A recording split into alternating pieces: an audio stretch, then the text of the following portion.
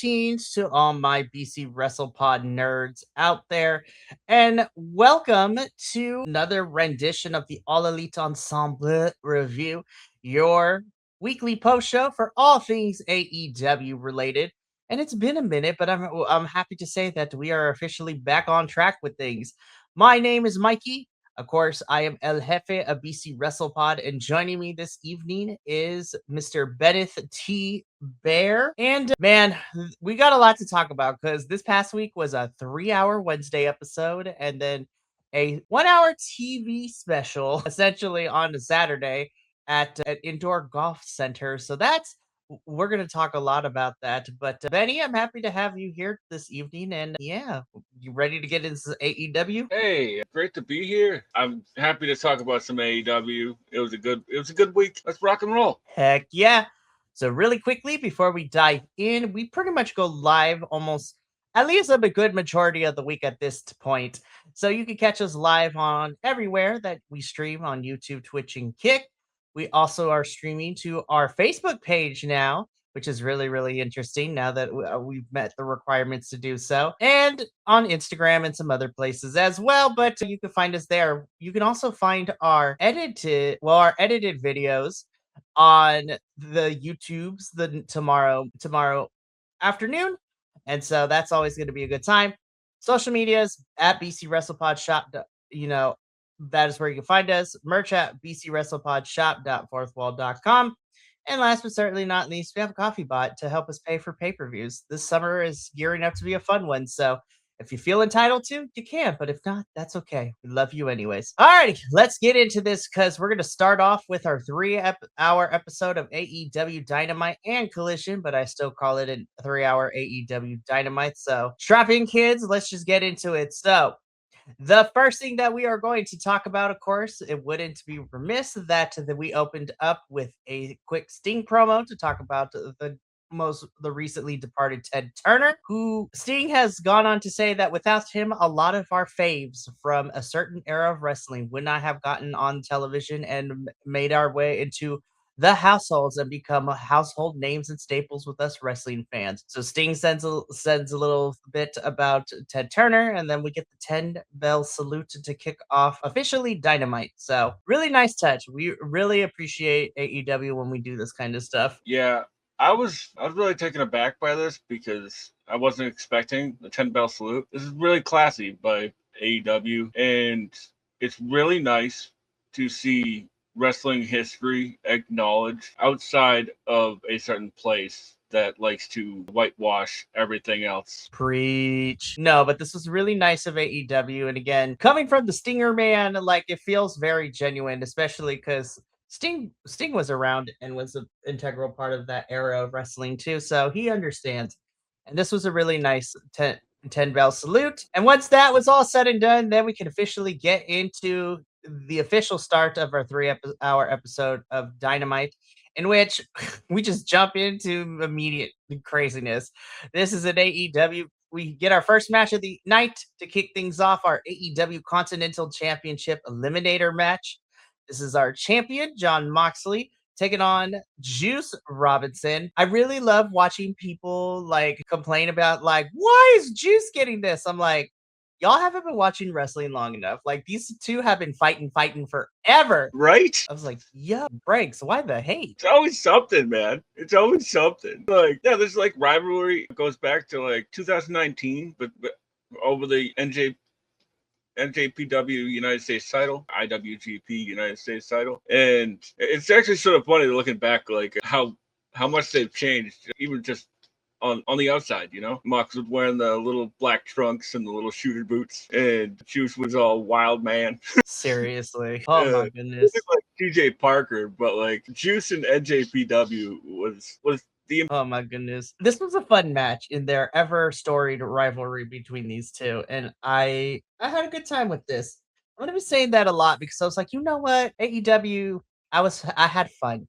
And last week was a lot. So thank you for providing me entertainment. So John Moxley does end up winning. Juice and Mox can continue to fight until the cows come home, and I would be watching it 100% of the time. So, but Moxley, we're gonna talk about you like in the literally in the next segment too. But Benny, and any additional thoughts on Mox versus Juice? Yeah, I thought it was pretty funny because they were throwing some loaded shots and right underneath the right eye and just popped him open, and that thing was swelling up by the end of it. You telling me about it? Jeez Louise, man. Y'all brought it. Like I said, Moxley wins against Juice this one.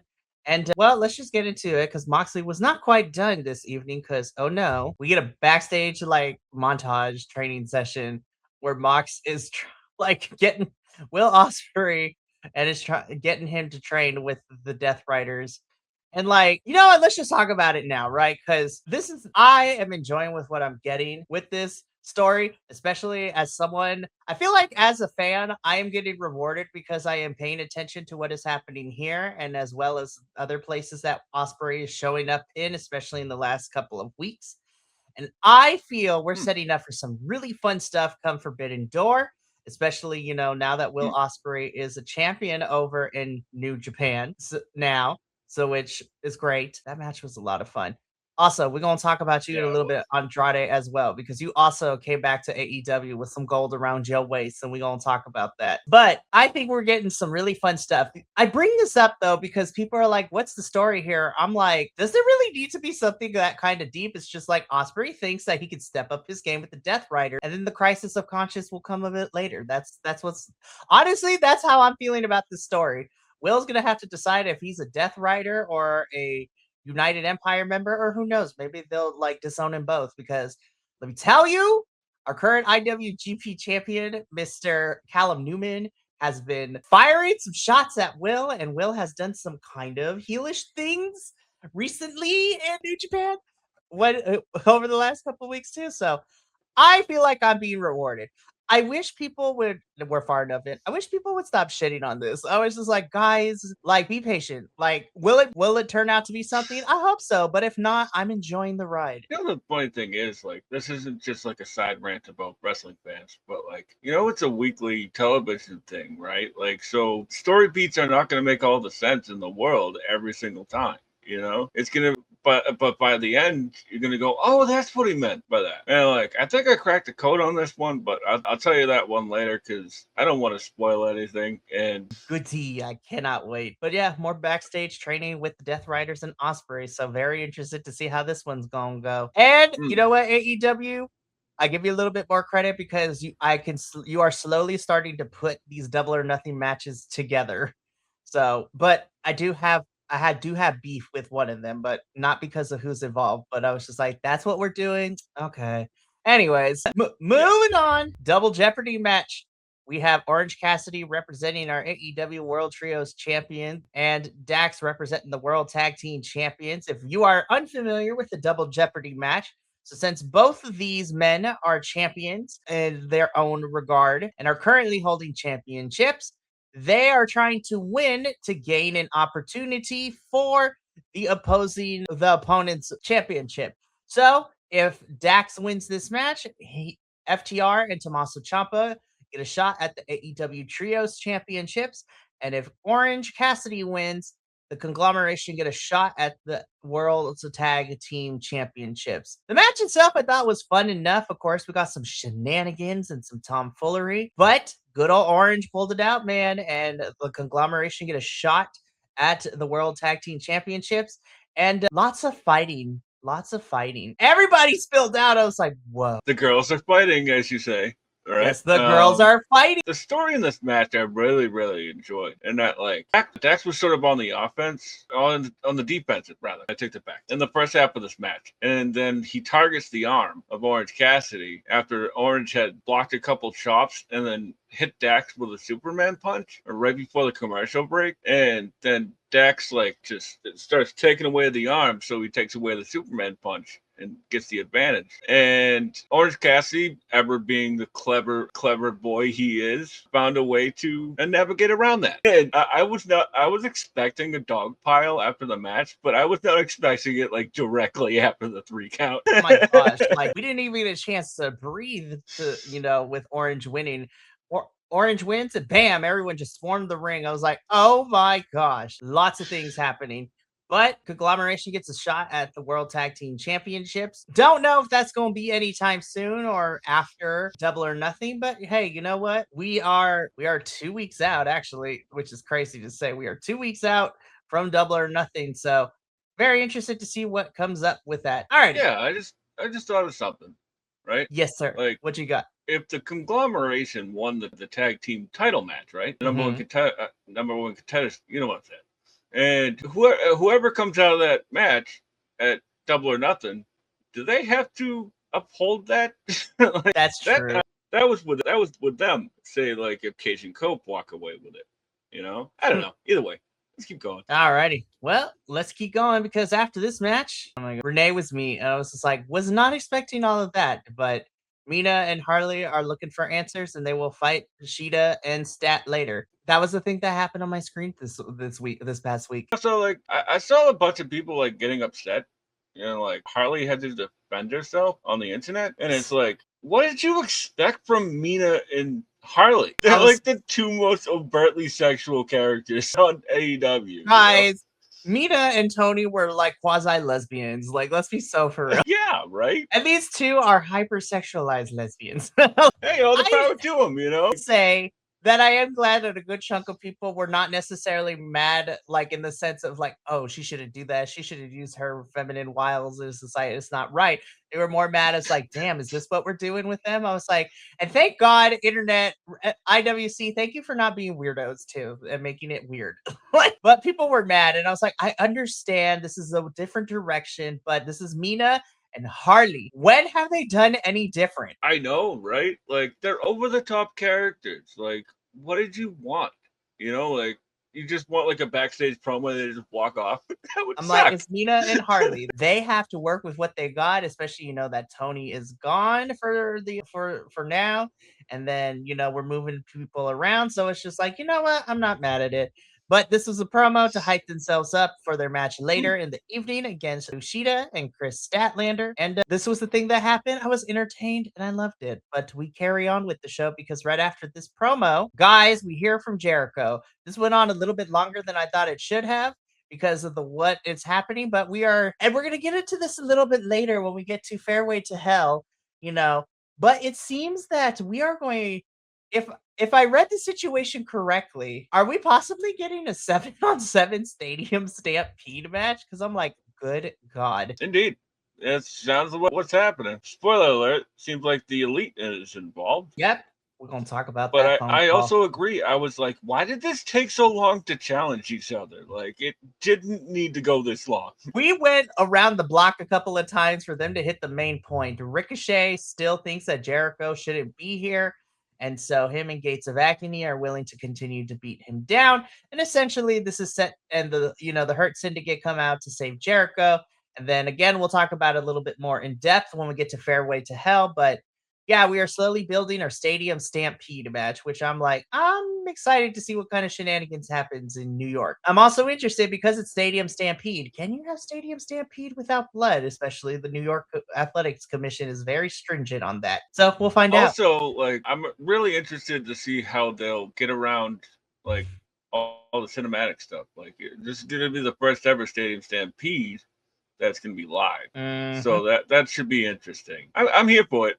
It's gonna be fun. It's gonna be car crash. 7-on-7 is crazy. Hey, it's also wild that like the Elite is on Jericho's team this time. What a 2026 we live in, I swear. AEW 2026 is just continuing to surprise me like every week. And honestly, I'm not mad. It's very interesting. Speaking of surprising me, first of all, Brian Keith, I do miss the hat. I'm not gonna lie, but I really dig this look that we going on. Like, yes. Now, do I wish we give you more wins? Yes. But yeah, this definitely surprised me because I didn't even know it was on the card. Of course, I don't think anybody did. Tony was literally like 30 minutes before the show began airing. Tony just dropped everything on like social media, be like, we're gonna have this match and that match. Because going into it, we only had 4 things scheduled. And then we got the rest of the Dynamite Collision 3-hour card, like as we were getting into the hour. Tony kept just dropping the graphics, and I was like, love you, but goddamn it, Tony. It's like sometimes I'm like, is he booking from who he brought into town. Hey, you know what? Sometimes I feel like that, but honestly, it's things like that that gives us matches like these because I really liked this match. I thought it was really solid. Yeah, I'm not complaining about it. I just thought it was funny. Brian Keith is one of my favorites, so I'm never gonna complain about a Brian Keith and Okada match. Brian Keith is like a total Japanese wrestling nerd, so I was really happy for him to get this match. It's like pretty much 90% of his moveset is in Sawa. So Oh, big time. Oh my goodness. But yeah, Brian Keith, we love to see it for you. Okada does retain the international championship. And late afterwards, Okada gets on the mic and he makes his statement clear that he's coming for the AEW World Championship. Beach. I'm like, damn, Darby is about to have these banging matches and he's also gonna die. Now, there's a little bit of a wrench on this because that is the match that is officially made on this episode, but then it gets changed a little bit when we get into our Saturday special, which we'll talk about when we get there. So let's keep this going though. Really fun match. And the hits keep coming for us because the ops are not happy with Ospreay choosing to ride with the Death Riders. And Joe's like, I'm going to extend my hand one more time. And if you do not accept it, then we're going to be throwing hands the next time we meet, which is also a really interesting wrinkle. I'm like, damn, the ops got beef with Ospreay. Ospreay got beef with everybody, and I'm kind of here for it. yeah, this was interesting. I don't know where it's going, but I'm here for it because it's Joe. So, and I'm happy to see Bowens doing something. Same here. Also, hi Shibata, I love you. Oh yeah, I will never complain about seeing Shibata. Easy on the eye. Yes, we love you, Shibata bread. Anyways, so we're gonna see because we'll be beefing with everybody, and I'm okay with that. All right, let's get into this one. We got Dina Shirakawa and Harley Cameron versus Hikaru Shida and Chris Statlander. It was a match that happened, and I say that because it was a match that happened. I thought it was good. I had a good time with it. We all knew that Shida and Stat Daddy were going to win, so I was like, poor Mina and Harley. Yeah, this one was never in doubt because you got two former women's world champions, and they seem to be pretty unstoppable right now. 8 minutes ain't it though. 8 minutes ain't it. No, and that's what I'm getting to. I was just like, I was going to be entertained anyways because I love these four.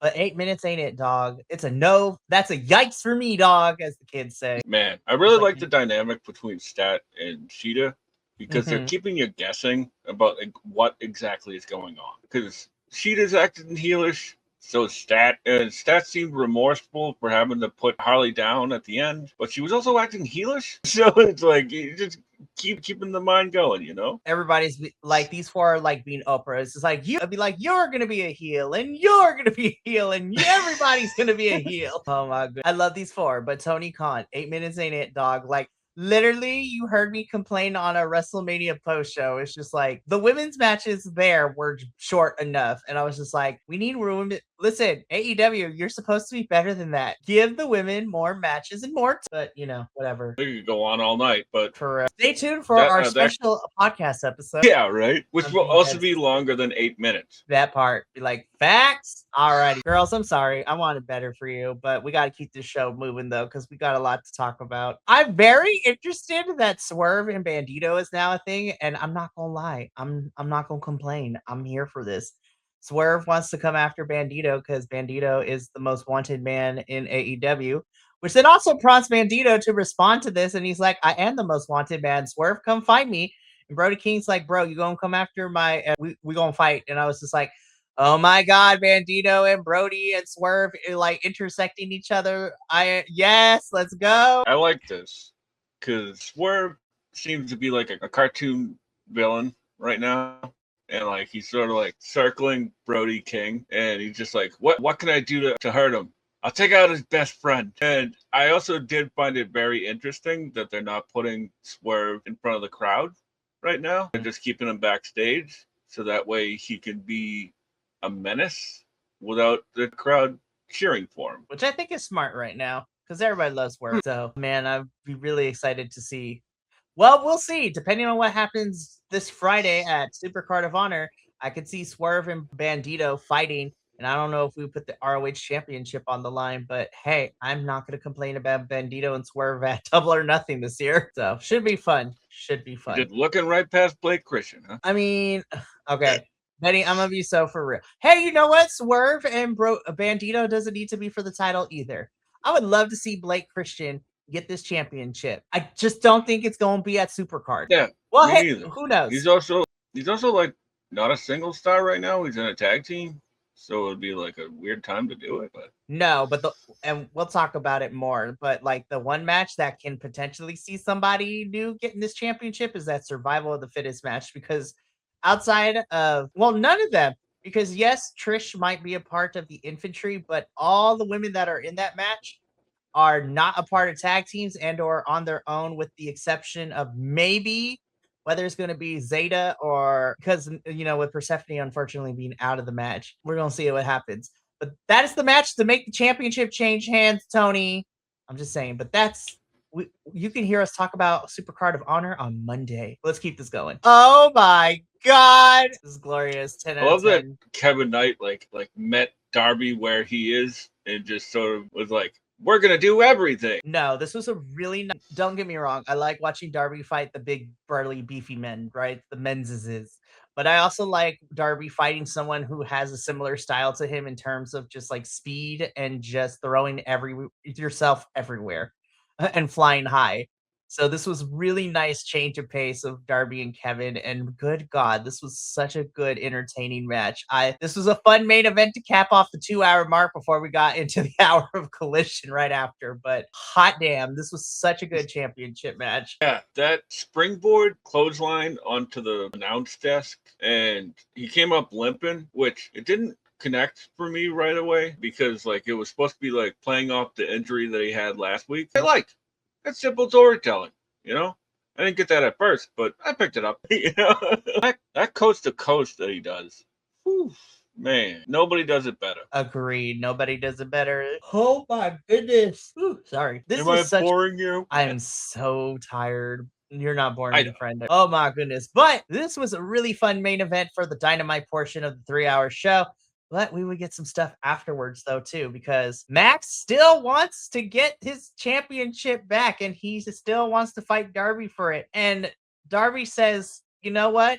I've asked you to put something that, on the line. Let's put some stakes into that. And Darby's just like, I thought about this. And we both know that the thing that, is the most prized possession to you right now, because you fly halfway across the world for it, is your hair plugs. So essentially, Darby says that next week there will be a contract signing. If MJF wants this title match, he has to sign the contract, and then is hair versus hair versus title match. So I'm like, interesting stipulation. So Max leaves, but not before Okada makes his intentions know that next week it's going to be Okada and Darby for just randomly on a Wednesday night on Dynamite for the AEW World Championship. I'm like, oh my God, Darby is about to go on this great run of just fighting like some really great talent. Holy. So yeah, interested about the hair versus title for MJF and Darbs. Not gonna lie, gonna be interesting to see what happens on Wednesday tomorrow night. Yeah, I'm here for it because Max traveled all the way to Turkey for it. And Darby versus Sada is a match that like, you say it out loud and you're like, how's that gonna work? But then you're like, oh wait, Okada's a great bully. So Darby might be surviving by the skin of his teeth, as they say. Yeah, Darbs is gonna have his work cut out for him. He's still gonna have his work cut out for him. But we'll get into that once we get to Fairway to Hell. But this was a really fun way to get into that 2-hour Dynamite mark. Now let's get into the remaining hour of this long Wednesday episode, because after this little segment, oh my God, run it back and then some. Yeah. Can we put a title on AR Fox now? Like, I feel like he's paid his dues and it's enough. And you know what, though? With him and Nick Wayne and this ROH TV champion, I'm like, put it on AR Fox. Like, I'm okay. I love you, Nicholas. I really do. But let's put the title on AR Fox, y'all. I'm just saying. Yeah, I agree. This match was really fun. Like, these guys match each other's freaks. So I was here for it all. Like, once I saw the graphic, because once again, this was another match where I was like, like what's random, but I was like, I'm not gonna complain. I was like, I'm here for it because I know this match is about to. Yeah, Fox is great, man. Like he never a bad outing. Speedball, Jet. There's sort of a slow burn that they're doing with him, and personally, I wouldn't mind if it wasn't Kevin Knight who turned. No, I would be okay with that, honestly. I think Kevin has the propensity to be better heel. Not to say that Speedball can't, but yeah, like Well, that's my thing is that like most of the time on the indies, Speedball's sort of a heel. So like Mhm. we know what we can get from him. And right now he needs another level. So that might help. I agree with you, but this match was fun. Speedball comes out with the win. And speaking of jet speed, we're going to talk about them a little bit later. But right now, Pac wants to remind Darby that they're not done. So Pac is going to challenge for the AEW championship at Fairway to Hell. And I'm like, my God, Darby has to get through Pac and then he has to get through. Oh, God damn. Takeshita. Oh my God. Spoiler alert. We'll talk about the Takeshita in a little bit. They're like, what do you mean? Well, let's go in chronological order. But yeah, at this It's point, because this Tuesday. is still We know. They know. yeah, so okay, let's just get into it and then we can talk about it again. So it's Fairway to Hell, and then originally it was going to be Okada, but Okada had to go back to Japan, and according to reports, it is a legitimate family thing in Japan. So instead, it is going to be Takeshita, and then it's probably going to be Okada when he comes back the following week. I'm like, my God, Darby has a long road to Double or Nothing, and who knows what else It, they're going to do to Darbs. it actually sort of works better for me personally because we've seen a lot of Okada lately. We have not seen a lot of Takeshita. No, because Takeshita have been a busy boy over in New Japan. Yeah, like in AEW, just showing up and pointing at people. Like that's all he's doing, you know. Love you, Take, but like, no, like we get to see you fight Darbs, and that match is gonna be fun. But yeah, Pac is ready to get that championship for Darbs, and I'm like, oh my God, he's gonna die, and he almost did. Came pretty close. Came pretty close. Came pretty close. Anyways, let's keep going because girl, Scott, this picture though, I love this. But yeah, this was also another one. I was just like, okay, like we're keeping the Triangle of Madness, and the girls who've been fighting the Triangle of Madness. I don't know since freaking Blood and Guts. I was like, damn, we keep just putting. Anyways, Jamie Hayter versus Sky Blue. I thought this was a really solid match. I love me some JD Hayter. I think Sky Blue is fantastic. And whenever she's ready, Sky Blue for TBS Championship, please strap this woman up. But yeah, Jamie Hayter versus Sky Blue. I thought this was solid for both of them. Definitely continues to get Jamie Hayter some matches. And she still be beefing with the Triangle of Madness. So she takes on Sky. And I thought this was solid, and Jamie Hayter picked up the victory here in this particular match. So can't complain. Yeah, this one was fine. It was clear that they were rushing and things didn't go accordingly as planned for a lot of it. Nope. One thing I thought was really neat is that I don't even think this was supposed to happen.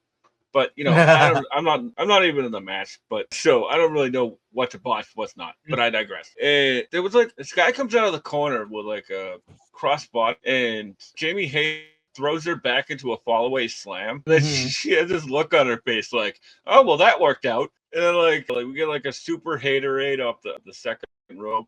That was really cool. And then more gesturing from the crowd. Playing a game of charades up in here. That's what they were doing. I'm not gonna lie, Betty, that shit was funny. Oh my God, I love that. Popped me. I'm not gonna lie, that popped me. Just anyways, yeah. I love you, Betty. That was fantastic. But Jamie wins. We're continuing, to keep the Triangle of Madness girls fighting some of the AEW girls, and yeah. So moving on, Roosh defeats Manny Lowe and beats him to a pulp. You mess with. Yeah. I love this. I love it. But Tony, I think I'm ready to see the next step in this Roosh takeover plan. Like, what's next? Where's Mort? Where's the Realista go? Where's Sammy? That's what I need to know. I'm like, where the hell is the rest of LFI? And currently, where the hell is our ROH tag team champs? Like, that's what I'm saying.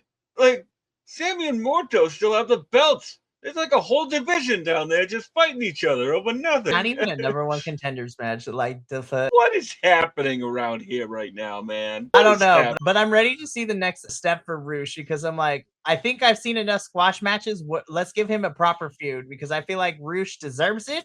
He is over with the crowd. If if Revolution showed anything, the crowd loves Roosh. I am ready to see what is next for him, please. Yes, I love Roosh. And there was a really good video package on earlier in the night on Dynamite that included some of the ROH footage from his run as ROH champion back in the day. The guy is great. Oh, absolutely. We love you, Roosh. Hopefully we're ready to see what's next for you. Moving on. I love Andrade so much. How do you know? So Don Callis family is celebrating because Okada retained his international championship. Takeshita is out here. Andrade is now the IWGP Global champion. And Mark Davis is about to have a match against Jungle Jack Perry at Fairway to Hell for the AEW National Championship. So all is right in the Don Callis family, or at least what he thinks is all right. This is such a soap opera, and like, this is such an up and down telenovela of like the will they, won't they. I was just like, damn, y'all. But I'm here for it. Yeah, I like that Andrade hit the catchphrase. How you know? How you know? And yeah, I love it that like he's got like this stable of like a bunch of tough guys from around the world. I like it. I mean, it's not anything we haven't had, but like I like the bitching and moaning in between the top guys. You know, For real. We love to see it. We truly do. Oh man. All right, let's keep going. So Don Callis family gonna be doing things. I did put this in here because I'm also very interested though that Thunder is also coming after the Triangle of Madness still. I was just like, love to see you, girl. Missed you. But what? Yeah, random. I was Also, like, where's Queen Aminata? She was here for like a week. That's what I said. I'm like, girl, somebody tell me that Queen better not be hurt again because I'm gonna be very upset. No, she was wrestling in Japan like a week ago. Maybe that's it. Oh my god. Tony Khan, get it together. Anyways, this was our final match, the main event of this hour collision on this part.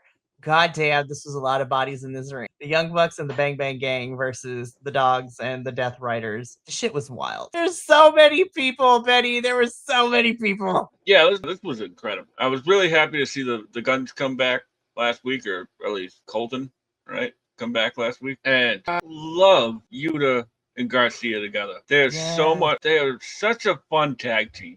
It's just, and I don't really even know what to say about this because it was just chaos. Like I didn't even write anything down, like because it would be too much to break down. You know, I like the Dogs with the Death Riders, or I like to call them the Death Dogs. Seem a little aimless right now, but that might be because the tag division is on pause until Double or Nothing. Seriously. Also, it doesn't help that Gabe Kidd is also out on injury too. Yeah. Did they have no backup plan if Gabe was gone? Like apparently not. What? Listen, even if he's not in AEW, because he hasn't really been doing much, though. We did see him recently. I was just like, y'all could have called up Drilla for a couple matches. Like, yeah, what is Drilla doing? I think if I saw the card for Dominion, I think Drilla is having a match at Dominion. But I was like, call up Drilla. Yeah, right. Anyways, this is chaos. This was fun. Young Bucks and Bang Bang Gang beat the Dogs and the Death Riders. So, all right, that's the 3-hour episode. So now we're on the home stretch. Let's get into Fairway to Hell. I first want to talk about the setup. I thought it was cool. I thought it was unique. It was different. And I want more wrestling promotions to take risk in trying out like different venues and stuff like that. So this was interesting. Yeah, I enjoyed it. I liked the addition of, they were clearly using their own camera crew from the venue. And I like the camera crew dressed up. Oh my God. Like, everybody was dressed up in golfing clothes. Even like the extras that were doing run-ins for the wrestling matches too. And yes, just we love a good theme. Yeah, and the funny thing is like the guy with the paisley shirt, like where Ricochet had almost the same thing. Like we'll get there, but like it was a pretty neat little gag. You know, I enjoyed it. Those poor fans sitting like 2 football fields away, though. Oh my God! I was like, I understand we couldn't put the ring in the middle of this like indoor golfing thing, but like, come on, y'all. But I thought it was also cool that they let some of the crowd be near the ring, so that was cool and fun, and that I thought that was entertaining. But yeah, let's get into Fairway to Hell because this is an hour special, and we kick things off with our AEW National Championship match. Jungle Jack Perry defending the title against Mr. Dungzilla himself, Mark Davis. I enjoyed this. I liked it. Again, Mark Davis being put on television every week has been the best thing for him. And I'm happy that he's on my TV screen because I can also stare at my second baby daddy. But I think Mark Davis is so good. And he's so cool. And I'm glad that he is being presented as this bruiser because, yes, I love Aussie Open. I will forever love Aussie Open, but it also shows that Mark Davis can be a really good solo wrestler and a singles champion. As spoiler alert, due to some shenanigans from Ricochet, Mark Davis is your new AEW National Champion. And I'm like, what? Yeah, it's about time that Mark Davis has some gold around him. And I'm a big fan, clearly. It's in the name. Right. I really like that they subverted our expectation with the bus, which I'm sure the bus isn't done, you know? I'm sure that there's gonna be more shenanigans with the bus and probably the Elite coming up at Double or Nothing and all that. This was a really fun match. It was a good opener. I like the run-in from Ricochet because it connects sort of to a vignette that Don Callis and Ricochet did back in January. Yeah, I was like, I had to go look it up, but I was like, they're on a golf course. There was really no connective tissue between that. But we whatever. stretched a little bit for that one, but that's okay. I tried to stretch, but it really wasn't the same. But but yeah, Mark Davis is our new AEW national champion, and Jungle Jack Perry is not very happy about it.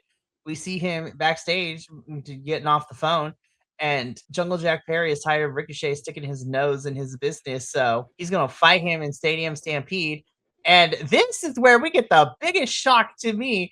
Is like I called some friends, so at Stadium Stampede, it's me. And I called in some backup with the Elite. So the Young Bucks and Kenny Omega will be in Stadium Stampede. I'm like, in the words of JR, good old Jim Ross, my God. I'm like, Kenny, please don't die. I like it. It sort of keeps the ball rolling with Kenny, the Bucks. I'm happy for it. Like it's going to be wicked fun. They really be holding this tag team division up until after Double or Nothing. Really? Betty, let's just call a spade a spade. I am excited to see this Street Fight I Quit match between FTR and Cope and Christian, but I'm also very happy that by the end of this, either Cope and Christian will be champions or they break up as a tag team and we will be no longer holding this tag team division hostage. Oh, man. Right? It's like a whole entire pregnancy. It's a whole entire pregnancy, and I was like, I need this baby out now. It's like I'm glad we got Brodito in the meantime last year, but like this has just been a repeat. Wash and fresh air for almost once a year. FTR got those titles, I was just like, all right, running back the greatest hits apparently. All right, well, it comes to an end in 2 weeks, and hopefully we can get back on track with this tag team division because I'm like, good golly gosh, you guys. But yeah, if it is true that it is going to be a 7-on-7 for Stadium Stampede, that is 14 bodies and shenanigans and tomfoolery and some creative things because unless things have changed, how you not gonna bleed? Because we are in New York and the Athletic Commission in New York is a big stickler. They're like, big no on blood. Anyways, we must keep it rolling though, because next up, this is where we kind of try to put the connective tissue. Although I also love that Renee is dressed up in golf gear as well. It's really fantastic stuff. But for Stadium Stampede, it's going to be the Demand and a couple members of the Don Callis family. I'm like, oh my God, this is about to be chaos, and I'm here for it. Yeah, I liked it. They left it on sort of a cliffhanger where they're like, yeah, we'll go talk and figure out who's the other one. And it's like, ooh, who could it be? Because there's like 97 members of the Don Callis family right now. So for reals. Hopefully it's Wardlow because the American. I don't know. Wardlow is cleared with injury. Is cleared. Who knows? We'll see. Yeah. Anyway, I love you, Wardlow, but damn, we need to you need to stop getting hurt, bro. Anyways, let's move on. The goddesses themselves, the Divine Dominion, have a squash match, and they are still dominant. Which I'm like, cool. What's next? Yeah, that was neat. It lasted 2 minutes and 60 seconds, and they now have a beat the clock challenge, which is something. It's something. I'm not mad, but I'm like, girl, can we what were you gonna say? I was just like, I don't mind it, but all right. That's not what I would prefer. I guess is the best way of putting it. Yeah, me neither. To be honest with you, and I like both of them. I like the idea of them. But where did the tag division go? And, seriously, man, you know that Satnam Singh and the Divine Dominion have the same finisher. That's a problem. That's a problem. That makes me very sad. Anyways, this is also a minor nitpick. I was like, now that I look at these tag team title bouts, I'm like, Tony Khan, you couldn't have spruced it up because they look way too similar to the men's tag team championships. Yeah. I was like, ew. Anyways, I love Divine Dominion. I want more for them. Yeah. Me too. Yeah, let's keep going. Yeah, please. Kushida is about to murderize Darby, and I'm here for it. So again, because Okada has to go deal with something in Japan, family related, Takeshita will be stepping up, and it will be Darby and Takeshita tomorrow night on Dynamite. I'm like, yeah, I am so here for this. As I said earlier, the typical Darby formula is he gets beat up for 98.5% of the match and then comes back and wins. So it'll be a fun match. Seriously, I'm excited for this match tomorrow night. This is going to be a lot of fun, and I'm looking forward to Dynamite tomorrow. So this is going to be a good time. All right, people, Mike Bailey wins a match against Kieran Gray, which I love seeing more of Kieran. And Kevin Knight says, no matter what happens, let's take jet speed to the top. And I'm like, I smell a plot. Yeah, as I said earlier, it's going to be a slow burn, and I'm here for it. I like the both of them, so let's do it. Kieran Gray's pretty good, so I was here for this. Yeah, moving on. I mean, there's nothing else to really say about it. Seriously, it was like the other one was 2 minutes and 30 whatever, and this was like a minute and a half. So like, what? You can't really say much about it, Right. Alrighty, let's keep this going. Main event time. AEW World Championship. Darby Allin defending the title against Pac. This is where I wish every match was like this, in the sense that we utilized the space we were in, because these two were fighting on the green. They fought in the sand trap. They were in the ring. Pac almost committed homicide by throwing Darby into the tables that he clearly missed. And I thought he was about to die as he was coming on the way down by the way he was hitting that table. So I was like, oh my God, Darby's about to die. Which, I mean, it's like every Darby match, but I legit thought, oh my God, he is actually going to die, because he missed those tables, Benny. He did not land on those things correctly. And I was just like, oh my God. Yeah, I understand that they put up like 4 tables to like widen the berth of his falling. He missed. But like, oh my God. Like, the angle that he was coming down could have been so much worse, because he broke one of the tables, but I thought his head was about to go smack. Like, he was going to, not to compare other promotions, but I thought he was about to pull a Sol Ruka, but like 10 times worse. If anybody has seen Sol Ruka, is like the way that she did not get through both of those tables, and the back of her head smacked one of the tables as she broke through another one after Zarya threw her off of the top of the bird's nest in the performance center. I was like, Darby is either going to get stitches or he about to be in concussion protocol, and I am not liking either odds. But Darby, it seems to be okay. He finishes the match, and he is still our AEW World Champion. But yeah, that spot was insane. I thought Darby was going to die, like literally. Yeah, and I just want to gush about Pac for a second, because, oh man, first off, like, in the backstage promos, like, he's switching it up with looking like Mickey from Rocky, just like a gym rat, a gym rat from the 1940s. And then like when his new gear looking like one of the Hearts. I love it. And not like go ahead. Not like the Bret Hart stuff that we know of. Like 1985 Bret Hart, Oh my goodness. But yeah, Darbs is still our champion, and he has Takeshita tomorrow night. And I'm pretty sure he and Okada are going to square up like on the go home Dynamite before Double or Nothing. I can't believe Double or Nothing's in 2 weeks. Oh, okay. Speaking of Double or Nothing, right? So we got a pre-tape promo of like all the women that are kind of constantly surrounding Tekla right now. And Tony Khan just announces that it's going to be a fatal 4-way for the AEW Women's World Championship. Is Tekla defending her title against Jamie Hayter, Chris Statler, Kato Shida. I was just like, okay, these three make sense, because these three have kind of been around the orbit of Tekla over the last couple of months. Do we need to make it a fatal 4-way, though? Here's the thing, right? Chris Statlander and Shida are currently a tag team. We haven't gotten there yet. Why? I was like, there it is. We could have had a feud between Divine Dominion and Shida and Stat, honestly. Like, that could have been the feud, but whatever. I thought that's where they were going. Oh my God. The 5-minute thing, like Anthony Khan, what are we doing? I mean, anyway. I'm happy to like, set my expectations aside so that way I can be surprised, right? I think the match is gonna slap, but like, damn. What, they're gonna get 15 minutes on the pay-per-view? Great. Awesome. You just blew up a month's worth of stuff for one match. It was like, we could have had Divine Dominion and Shida and Statlander at Double or Nothing. Hell, I don't even know what we're doing, because Willow has been missing from television too. And so I'm like, where is Miss Willow Nightingale on my TV screen? Like, what? Anthony, I love you. She had a video pack, like, all the people that she beat. And it's like, okay, like, I love you, Willow, but what's happening? Who's next? So, like, who we gonna fight? So clearly Mercedes, but like, we know that. Damn. I was like, that's the end goal, but damn, that should be a Wembley match, not a freaky. Anyways, I don't book the show. I will watch it and I will commentate on it. I'll be back here next week to talk about it, but that is AEW for this past week. So tomorrow, hold up, what is advertised for Dynamite tomorrow? Let me look at this card real quick. Let me get a little peek-sees, as the kids say. Honestly, I can't even remember off the top of my head. Give me 1 second. Let me take a quick look. Outside of Kesha and outside of them, right? Alrighty, so looks like we have a couple of things.